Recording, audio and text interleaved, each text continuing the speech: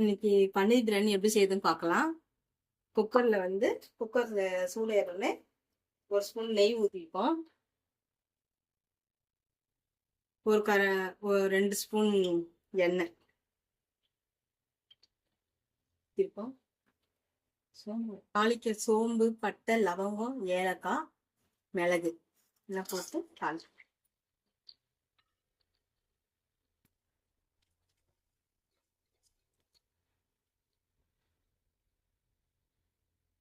ரெண்டு வெங்காயம்,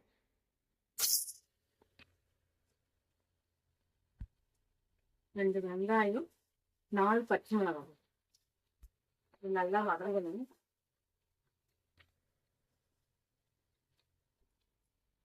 வெங்காயம் நல்லா வதங்கிடுச்சு. 2 ஸ்பூன் இஞ்சி பூண்டு விழுது.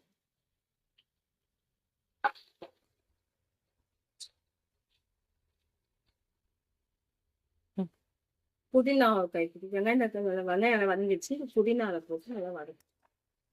வெங்காயத்தை வதங்க உடனே தயிர், 1/2 கப் தயிர் ஊற்றும்.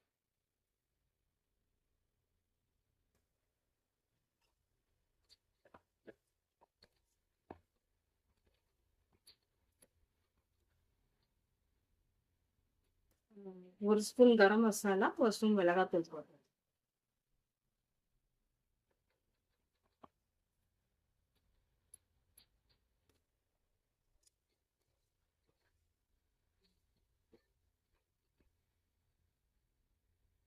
இப்போ தக்காளி கொடுக்குறோம். 3 தக்காளி அரிஞ்சு வச்சிருக்கேன்.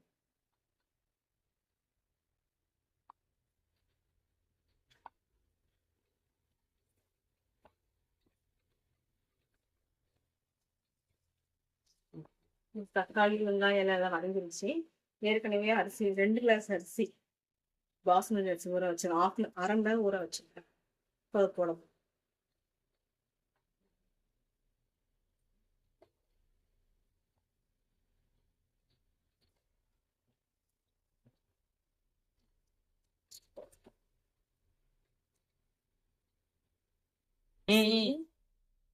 ஒரு கிளாஸ் அரிசி 1/2 கிளாஸ் தண்ணி, 3 கிளாஸ் தண்ணி ஊற்ற போறேன்.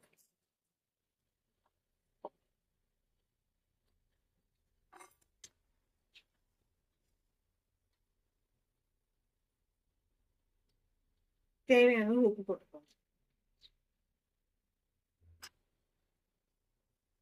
மேலே வெந்து வர டைம்ல இது பன்னீர் வந்து ஏற்கனவே கட் பண்ணி மிளகாத்தூள், உப்பு போட்டு வறுத்து வச்சிருக்கேன். அதை வந்து இதில் போடுறேன்.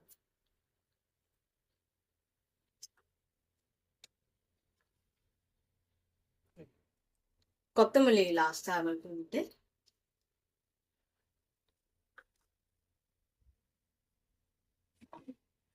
ஒரே ஒரு விசில் வச்சுக்கோங்க. ஏற்கனவே லைட்டா வெந்து வந்துருச்சு.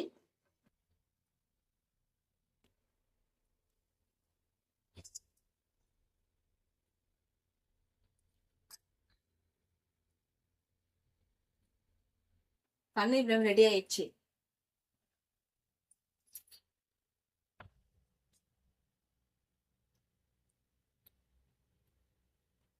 பன்னீர் பிரியாணிக்கு சைட் டிஷ் வந்து கத்திரிக்காய் கிரேவி எப்படி செய்யறது பார்ப்போம். அதுக்கு வந்து வேர்க்கடலை, எள்ளு,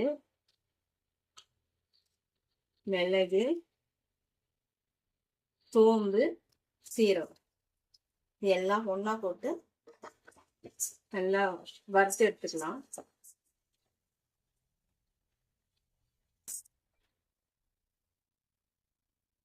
அது வந்து எண்ணெய் 2 கரண்டி ஊற்றிக்கலாம்.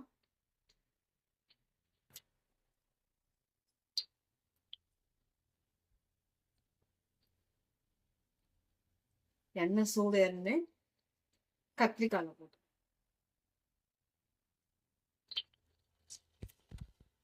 கடுகு உள்ள போட்டு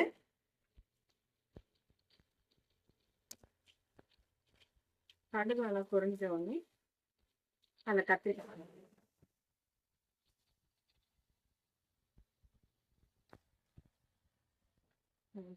நல்லா வதங்கிருச்சு. மஞ்சத்தூள் கொஞ்சம்,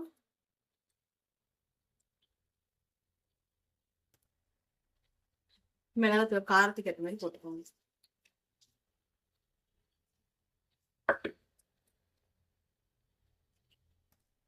தேவையான உப்பு. ஏற்கனவே அரைச்சி வச்சிருந்தோம்னா மசாலா, வேர்க்கடலை, எண்ணெய், மிளகு, சோம்புலாம் அது வறுத்து அந்த அந்த விழுதுல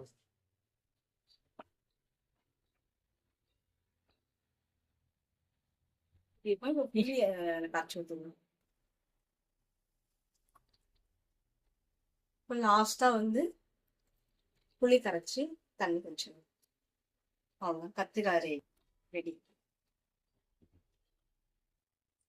கத்திரிக்காய் கிரேவி ரெடி ஆயிடுச்சு.